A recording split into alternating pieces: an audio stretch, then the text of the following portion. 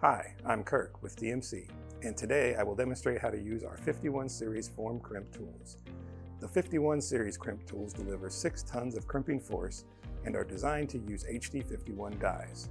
These tools have the ability to crimp insulated and uninsulated terminals onto copper and aluminum cables, sizes 8 to 2/0 AWG.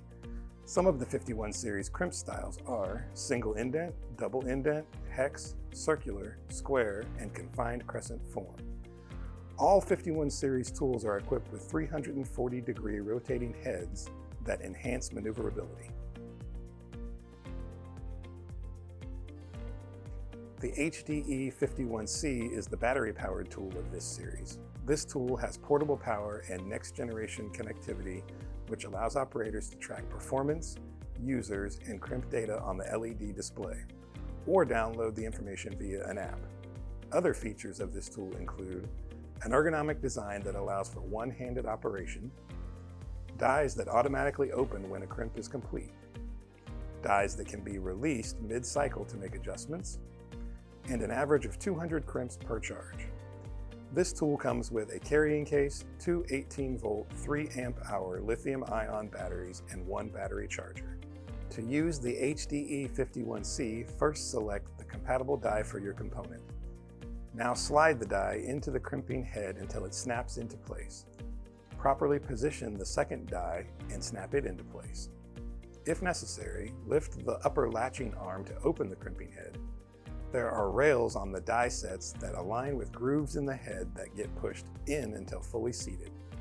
Insert the properly assembled components and close the crimping head if it was opened. Pull the trigger to complete the crimp and hold it down until the tool achieves pressure relief, which is accompanied by an audible pop. The crimp tool push rod will retract automatically. If necessary, you can open the tool's head and remove the completed crimp.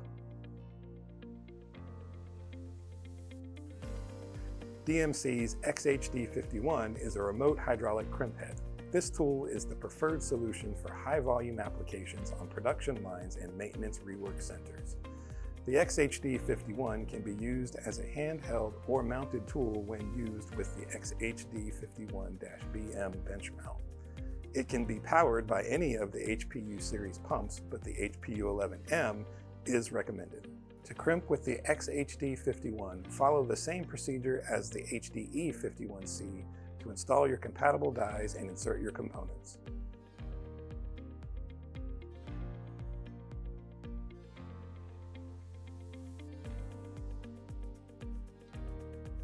Now, activate your selected hydraulic pump until the desired pressure has been achieved. We are using the HPU11M. The max pressure for this tool is 10,000 psi.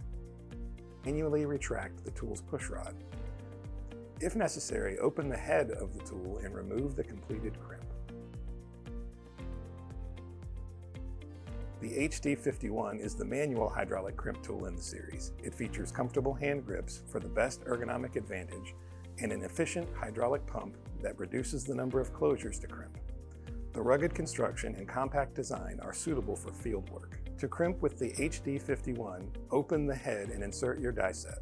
The head assembly has 2 slots to slide the dies in and out safely.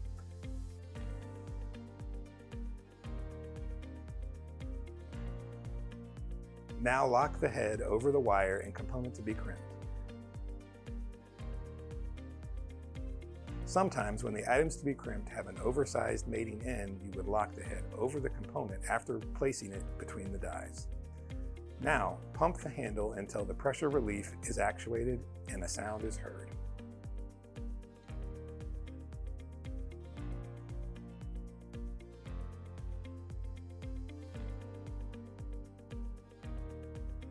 Activate the pressure release trigger to retract the hydraulic ram. To ensure a complete crimp cycle, be sure not to release the pressure until a sound is heard.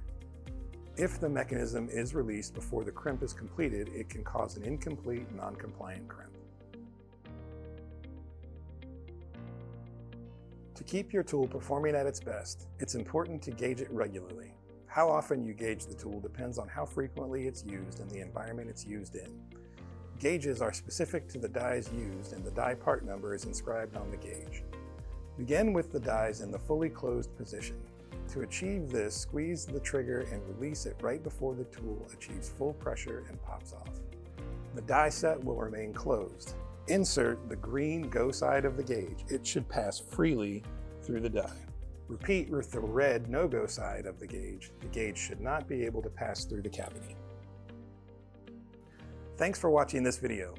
Don't forget to subscribe and turn on notifications so you don't miss any new videos. You can also follow us on LinkedIn, Facebook, Instagram, and X.